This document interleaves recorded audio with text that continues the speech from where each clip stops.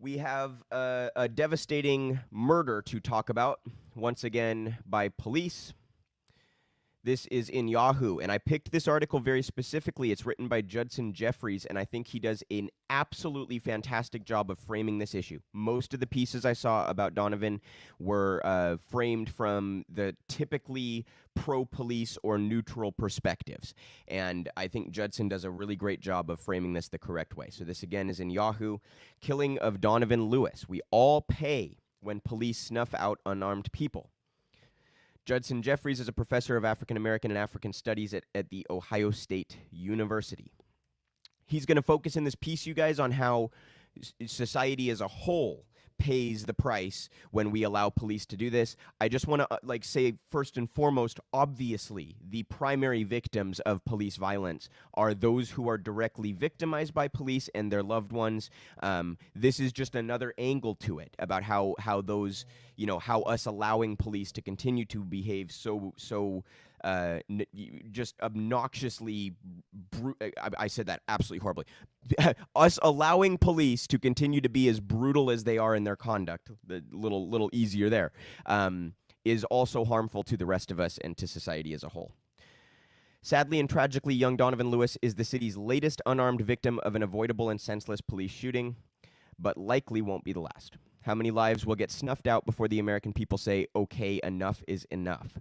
Isn't it obvious by now that when an unarmed person who poses no threat is killed at the hands of police, we all lose, including the police? Over the past few years, I cut myself off there. Over the past few years, the American people's confidence in the police seems to have plummeted. Historically, black and brown people's feelings about the police have, in the main, ranged from resentful to disdain. What is relatively new, however, is the seemingly sizable number of whites, that is, if the number of white protesters we see on the nightly news is any indication, that harbor an unprecedented level of dislike for the police. How in the world can police work be carried out effectively in communities where large sectors of residents are mistrustful of the police? People who distrust the police aren't likely to call on the police in time of need or cooperate with the police when asked to do so. We all lose under these circumstances. When will the American people wake up and realize that we have for years been footing the bill for police misconduct?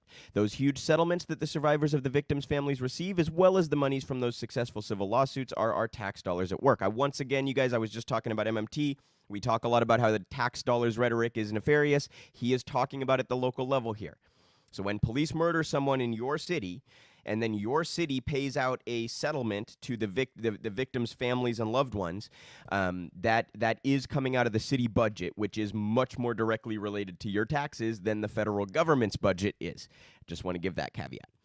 And get this, police killings are so widespread that many mid-major and small cities with police departments have taken to purchasing insurance policies that pay money to people who have been subjected to police abuse.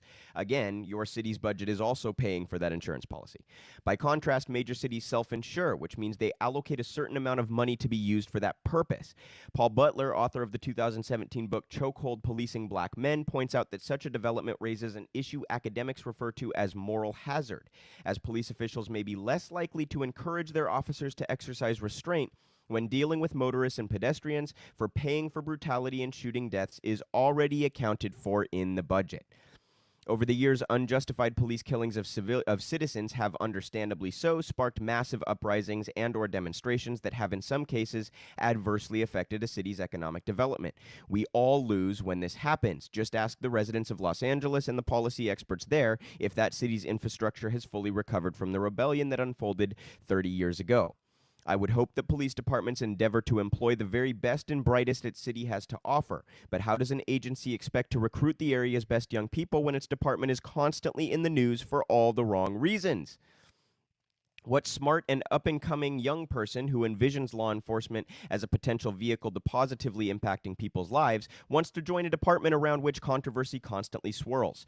More specifically, what intelligent person of color would want to join an agency with that kind of soiled public image? When the pool of applicants consists of those for whom the police department is their only career option, we all lose. When the 20-year-old Donovan Lewis was killed, the loss was and is greater in some quarters than in others, but make no mistake, we all lost. I thought that was fantastic framing from Judson Jeffries there, which is why I chose that piece to bring to you all. But this, again, is a tragic shooting. For those that did not see the video, this was a no-knock raid. They burst into his apartment and shot him in his own bed.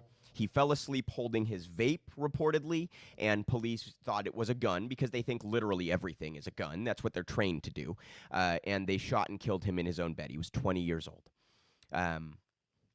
We talked last week about Breonna Taylor and how an officer has pleaded guilty to essentially falsifying documents that were used to request the search warrant for that no-knock raid. I am hopeful that these cases will not only shine a light on police brutality and our need to defund and abolish police and build an institution that actually acts in the interest of public safety, but I also hope that these instances will give us an opportunity to reflect on no-knock warrants more broadly and in general, and the process by which those warrants and other warrants are obtained, because I think there's a whole lot of falsifying documents going on among police when it comes to trying to get warrants from judges. There's also the problem, of course, that there are significantly more judges that come from a prosecutor background than from a defense or public defense background, and that means that they are significantly more inclined to side with and trust the police to do the right thing. There are all sorts of problems at every step of these processes, you guys, from requesting a warrant to getting a warrant to executing a warrant to dealing with a subject when you're at the location. At every single step, there are massive problems in the incentive structure and in how the institution behaves. This is why we just need to abolish police and start from scratch. You cannot fix I say this literally every time we talk about police, you cannot fix an institution that was born out of slave catchers. You can't do it. If an institution starts off as slave catchers and evolves from there, there will always be things that are deeply wrong with it. There will always be deeply racist elements to that institution, and deeply violent aspects to that institution. So this is another tragedy. My thoughts go out to Donovan's family, and I hope that these officers are held to account, as well as the judge that approved that search warrant. And I hope that this will cause further scrutiny in terms of those processes in general and police as an institution.